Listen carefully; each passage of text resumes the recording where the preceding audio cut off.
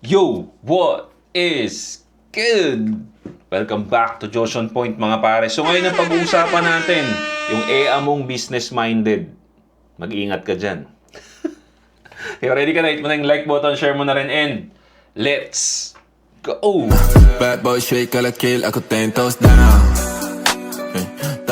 Yung tatlong perfumes natin pare, Seduce, Foreplay, Climax are all available sa mga shops natin. Okay, nag-restock na tayo. So marami na tayong stock niyan.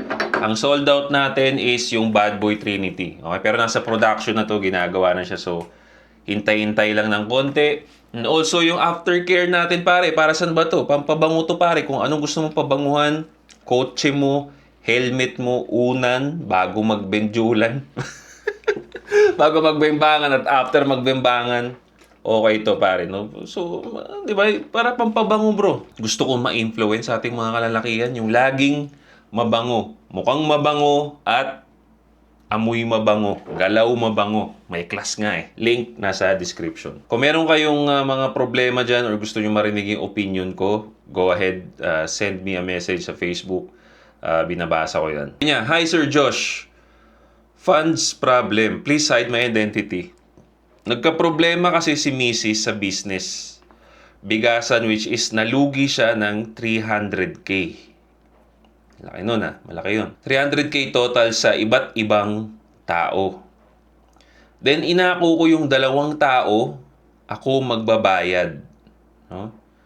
Makatulong sa kanya, baka kasi sabihin, iniwan ko siya sa ere. So, si girl lang may utang, pero tumutulong si tropa na bayaran kung kanino siya na may utang. Okay? So, I don't see any problem to that. But, let's proceed. Okay? Tingnan muna natin yung nangyayari. So, baka kasi sabihin niya, iniwan ko siya sa ere. We have 3 kids, pero sir, pagod na ako. Okay?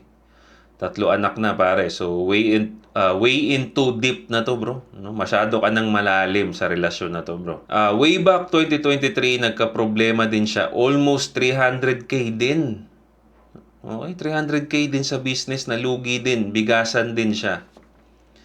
So 2 beses na palang nagka-utang or nagka-downfall yung babae sa business. Parehong 300k pa.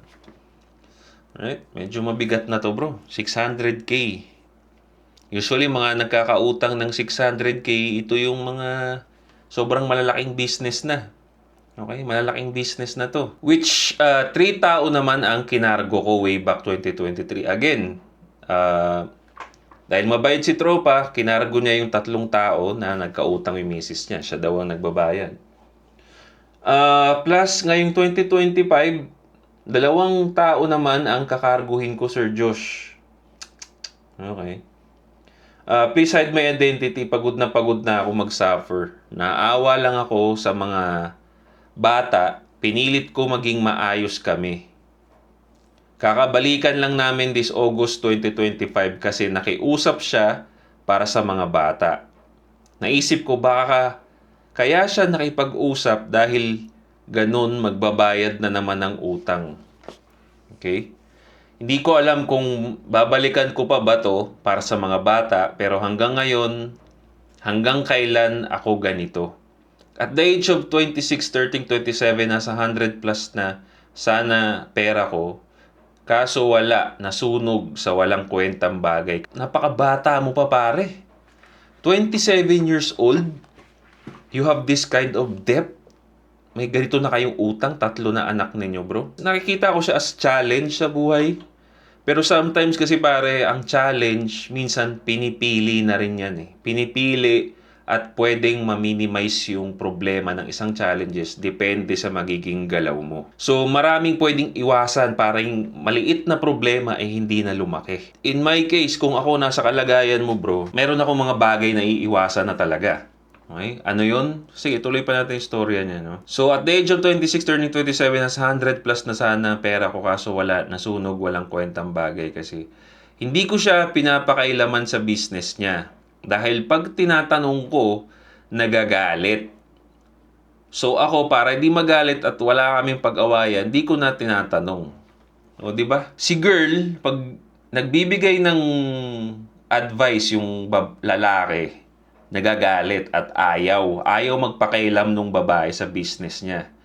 Pero, pagdating sa bayaran ng utang, nanghihingi naman ng tulong sa mister. Pero in the first place, ayaw niya ng advice ng mister. Ano yun? Hindi nagme-make sense yun.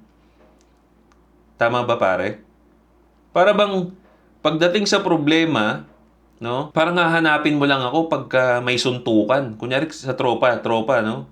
Niyayaya mo lang ako, tinetext mo lang ako, sinachat mo lang ako pag may suntukan. Pero pag inuman, dead ka sa akin. Parang ganon. Di ba? Parang kailangan mo lang ako pag sa gulo. Para sa akin, ayoko ng ganon. Di ba? Hindi, wala naman akong voice dito sa business na to. Pero bakit pag may utang, kasama ako? Hindi nagme-make sense sa akin to, pre. Ayoko ng ganito. Kasi kung tatanungin mo, bakit ako magtutulong sa utang kung wala naman pala akong voice dito sa business na to? Bakit? Bakit pagdating sa utang, bakit kasama ako? Sabi ng parents ko, wag na ako babalik doon. Kahit sino isa sa pamilya niya mag-PM sa akin. Di ko alam kung bakit babalik ako para sa bata. Mahal ko ang mga anak ko. Naawa kasi ako, wala sila tatay. Pilit ko mabuo pero sa ginagawa ng live-in ko, kasi di pa kami kasal, nilulubog ako. Ayun naman pala eh. Minsan pare, minsan kailangan nyo rin i-consider yung mga family ninyo pag meron silang komento sa mga partners ninyo. No? Why? Because wala silang feeling sa partners ninyo. Madalas ang makikita nila yung baho lang or yung pangit, yung negative side. At hindi sila bulag. Minsan kasi yung feelings natin, pare, nakakabulag yan eh. Nakakabulag yan ng mabahong amoy. Yung feelings natin. Lalo na pag in love tayo sa isang tao, nabubulag tayo niyan sa isang mabahong amoy. At yung mga taong na nasa paligid mo, mga pamilya mo, sila madalas nang nakakaamoy sa mabaho. Dahil wala silang feelings. Kaya nga minsan, mas maganda na bago mo i-push yung relationship ninyo, bago mo pakasalan yung babae, magtanong ka muna sa mga friends mo, pre, ano ba tingin nyo rito sa babae na to? Hingi ka muna ng advice. Maghingi ka ng advice sa mga taong walang feelings dun sa babae. Because sila ang magsasabi sa'yo ng totoo. Walang bias, walang feelings. Ano lang yun, tip lang yun sa inyo na minsan consider nyo yung mga sinasabi ng pamilya nyo. Nagkatotoo nga. Di ba?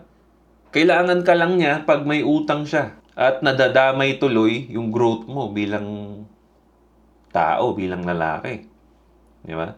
Naintindihan ko yung anak, pare. Ako, kung napanood yung mga, kung napanood yung mga videos ko dati, sabi ko pag may anak, ibang usapan. Lalo na patatatlo yung anak mo. Pero kasi, sa panahon ngayon, na lalo pa na malapit ng maaprubahan ng divorce, malalaman niyo yung tunay na galaw ng mga babae na kaya kayong iwan yan. Basta may divorce na, kayang-kaya na kayong iwan yan. And gusto ko rin ma-realize ninyo, kayong mga lalaki din, na meron din kayong power na hiwalayan din yung mga yan. Hindi mo kailangan magtiis din, di ba? Sa pangit na sitwasyon. Now, pag may anak, I will focus dun sa anak. Hiwalay tayo, ayoko sa'yo, but I will take care of the kids. Kung gusto mo sa akin siya, sa akin siya. Kung gusto mo sa'yo siya, okay, pero pag-usapan natin yung dapat may time din ako dyan. Ganon. Yung ganitong bad habit ng mga tao, minsan pinipili na nila to eh. 2 beses na pala siyang nagkautang. 2 beses nang nag-downfall yung bigasan niya. Pero hindi pa rin siya natuto at hindi pa rin niya ikaw binigyan ng chance na mag-voice out kung anong kailangan or anong opinion mo sa business. Di ba? Dapat nung second time, nanghingi na siya ng advice sa'yo. Di ba? Tapos, pagka nagka-downfall, ikaw ang sumasalo. Di ba? Minsan ng pagmamahal, pre, mayroong hangganan yan. No, hindi lang dahil mahal mo yung babae, tapos titiisin mo yung gano'n. Hindi. Yung sa anak, okay. Kunin mo yung anak. Dumami yung atraso sa iba't ibang tao. Nagtapal-tapal na.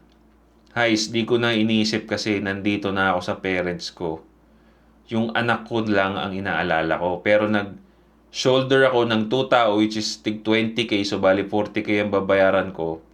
Last 2023, nagbayad ako ng 60k. Hays, grabe. Which is, naunawaan ko naman siya, gusto niyang kumita ng pera sa maayos na paraan. Kaso pag may hindi nagbabayad sa kanya, siya kawawa. Kaya sabi ko sa kanya, umuwi ka na sa pamilya mo, ayusin mo sarili mo, yan lang hiling ko. 2 times failed yung negosyo, hindi para sa'yo, wag mo ipilit kasi pagod na ako. Kung gusto mo income, mag-work ka. Diba? So binigyan ka ngayon ng practical solution ng lalaki. Di ba? So, minsan kasi, tsaka bro, ito rin lesson din to sa inyo, no, sa mga nanonood dyan na gusto mag-business. Start small. Okay? Start small. Start a business na pwede yung kayang i-handle mag-isa. Nang ikaw lang muna. Doon ka muna mag-umpisa. Okay? Iwasan nyo muna kung wala naman kayong experience sa business, iwasan nyo muna yung mga klase ng business na kailangan ninyong ng investor, kailangan ninyong makipag-communicate sa maraming tao. Hindi kailangan Hindi kailangan, pre. Kasi gusto kong maging mindset natin, no? Lalo kayo. Gusto kong ma-influence sa inyo, mag-business for the experience muna. Huwag muna yung pera. May maraming nabubulag na gustong mag-business agad.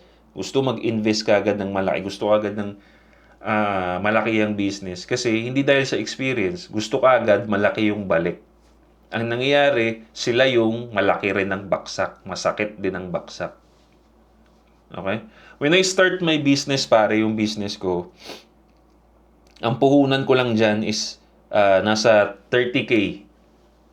Nasa 30K lang. Diyan ako nag-start. Konti lang yung stock ko nun. Sabi ko sa sarili ko, itatry ko lang muna. Tatry ko lang. Unting stock lang muna. Pag naubos agad, okay, sige, order ako ulit. At least malaman ko muna yung market na tatahakin ko. Yung market na itatarget ko. Lalaruin ko muna.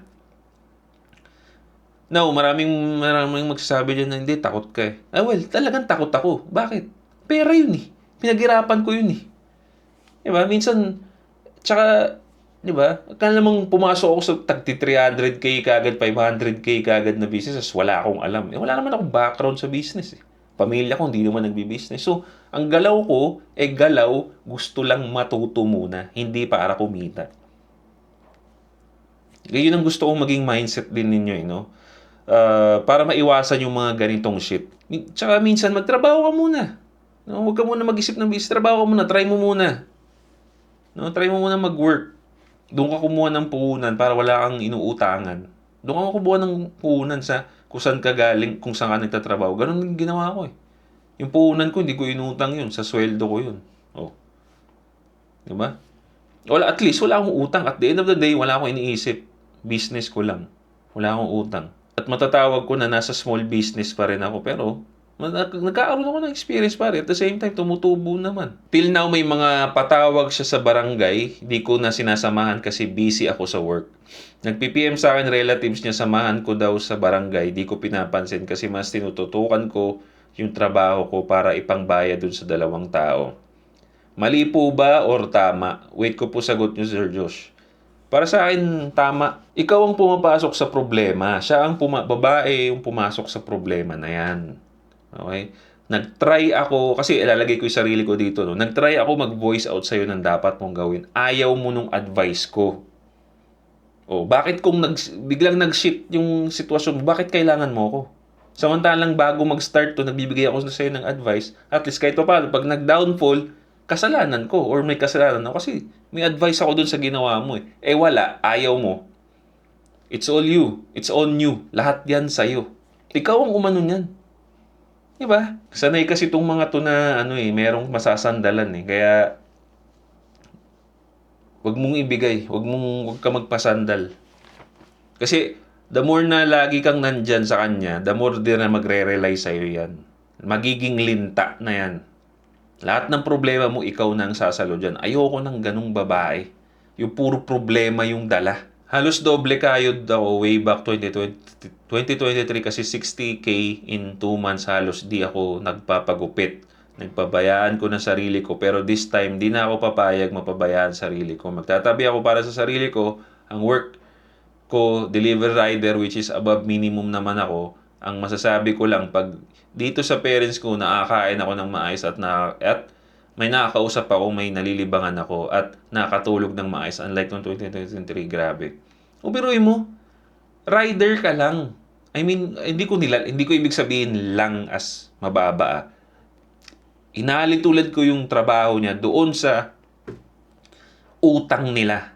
300K. Diba, minsan yung business, iaano mo rin sa puhunan mo. Kung ano yung kaya mong bayaran din. Diba? Pero mo, rider si kuya, magkano lang yung sweldo. Hindi naman umaabot ng 100 kayang rider. Pero ang business nila, ang laki ng utang nila. Diba? Hindi, tangina, mababaon talaga sa utang, pre. Mababaon ka talaga. Diba? Yung babae pa, wala pa atang work. Pero ngayon, may matibay na dahilan na ako para mamuhay mag-isa. Kahit sino sa kanila makikiusap para sa bata, hindi ako papayag. Wala na din ako naramdaman sa kanya. Siguro dahil sa nangyari, mga bata, ox lang, support ko yan. Pero yung mag-aayos kami, hindi na siguro dahil sa trauma binigay niya. Yeah, naintindihan ko to. Bali sa bahay, wala kaming binabayarang tubig, kuryente, wifi kasi kasama namin yung parents niya sa kabilang kwarto.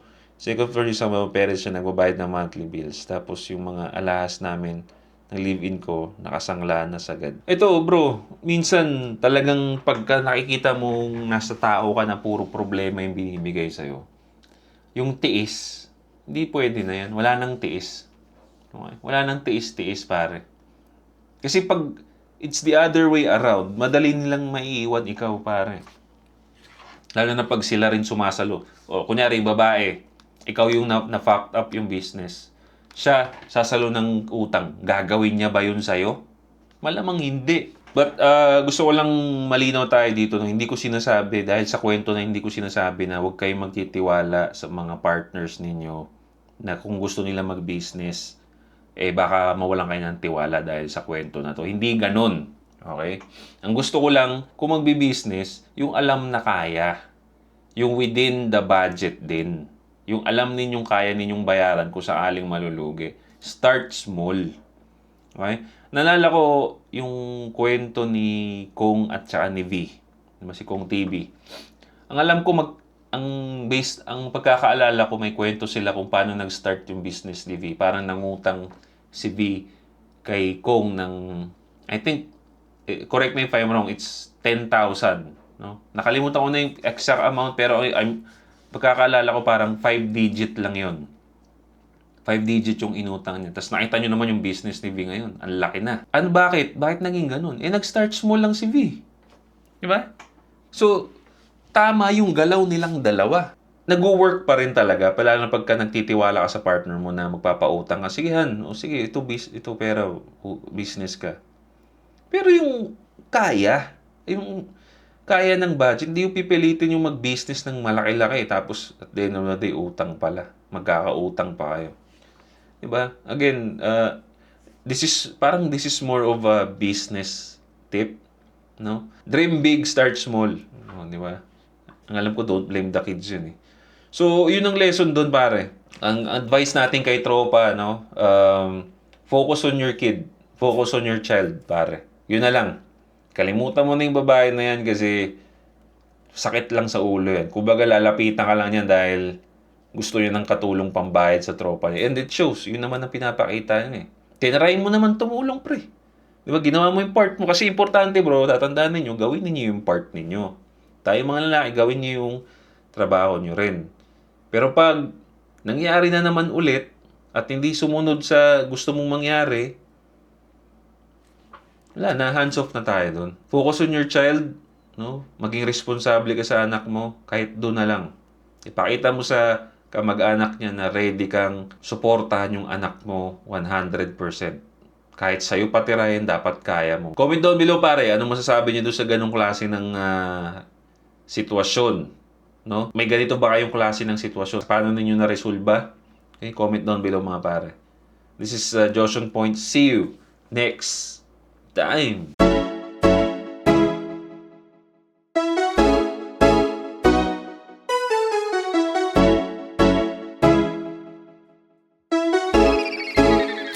GFAB.